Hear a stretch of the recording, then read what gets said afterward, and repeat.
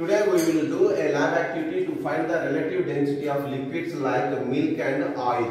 So, what is the relative density? It is the ratio between density of liquid to the density of water. సాపేక్ష సాంద్రత అంటే ఏంటి? ద్రవ సాంద్రతకి మరియు నీటి సాంద్రతకి ఉన్నటువంటి నిష్పత్తిని మనం ఏమంటాము? ఆ ద్రవం యొక్క సాపేక్ష సాంద్రత అంటాము. So, relative density is equal to weight of liquid by weight of same volume, that is equal volume of water. అంటే ఏ ద్రవం యొక్క సాపేక్ష సాంద్రత అయితే కనుక్కుంటున్నామో ఆ ద్రవం యొక్క బరువుకి మరియు weight of same volume of water అంతే ఘనపరిమాణం ఉన్నటువంటి నీటి భారానికి ఉన్నటువంటి నిష్పత్తిని మనం ఏమంటున్నాము? సాపేక్ష సాంద్రత. ఆ ద్రవం యొక్క సాపేక్ష సాంద్రత అంటున్నాం. So weight of measuring jar 10 ml measuring jar, నేను ఏం చేశాను? ఈ 10 ml మెజరింగ్ జార్ ని దీని యొక్క వెయిట్ ని కనుక్కున్నాను. కనుక్కుంటే ప్రయోగాత్మకంగా ఎంత వచ్చింది? 6.79.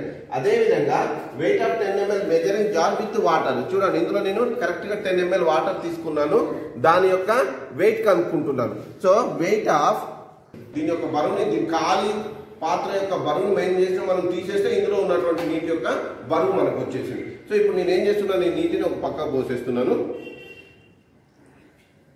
ఇప్పుడు దీంట్లో నేను ఏం చేస్తున్నాను అంటే కరెక్ట్ గా 10 ml పాలు తీసుకుంటున్నాను. Let us do that. So weight of 10 ml milk is equal to 17.14 grams.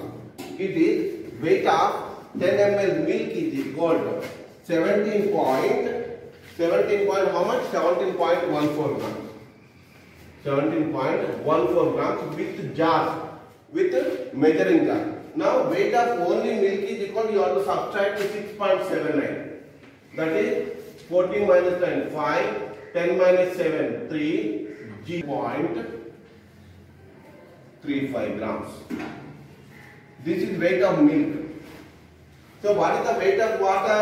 We find the weight of the water. What is the weight of the water? Weight of the water is 10.23. 10.23. So relative density of milk is equal to 10.35 divided by 10.23. So this is roughly equal to 1. Roughly equal to 1. So relative density of milk is nearly equal to 1. That's all. It is equal to nearly 1. Next come to the oil. Let us find the, see, now I am taking the measuring jar.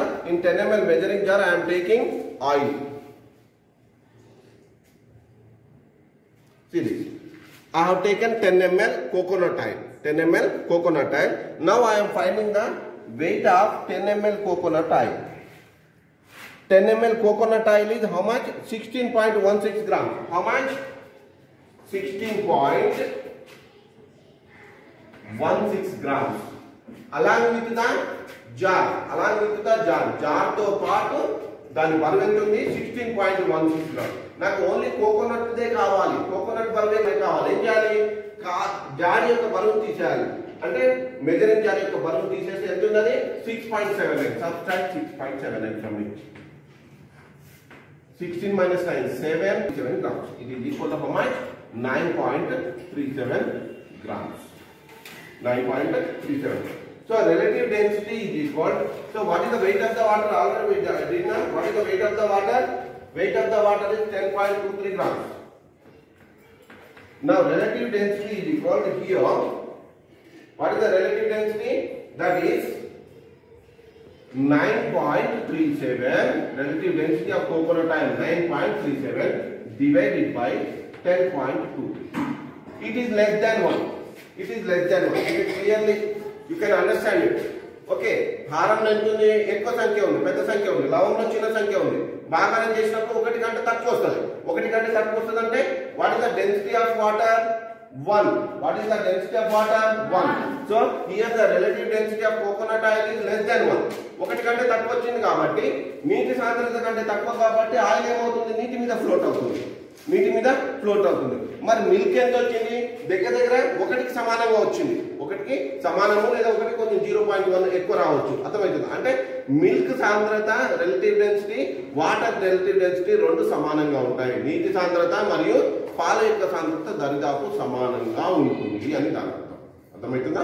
అట్లా మనం kerosene తెచ్చినట్టయితే, kerosene తర్వాత petrol ఇటువంటి తీసుకొచ్చినట్టయితే, ఇంకొన్ని liquids తెచ్చినట్టయితే ఇదే పద్ధతిలో మనం వాటి యొక్క సాపేక్ష సాంద్రతని కనుక్కోవాలి. అర్థమైందా? ఈ యాక్టివిటీ అర్థమైంది కదా. సో సాపేక్ష సాంద్రత అంటే మనం పోల్చుతున్నాం, దేంతో పోల్చుతున్నాము, నీటి సాంద్రతతో పోల్చుతున్నాం. We are comparing the density of the liquid with the density of water. So then you will get relative density of that particular liquid. So ఈ విధంగా మనం వివిధ రకాల ద్రావణాల యొక్క ఏం చేయొచ్చు, సాపేక్ష సాంద్రతను తెలుసుకోవచ్చు. ఓకేనా, థ్యాంక్ యూ. రైట్.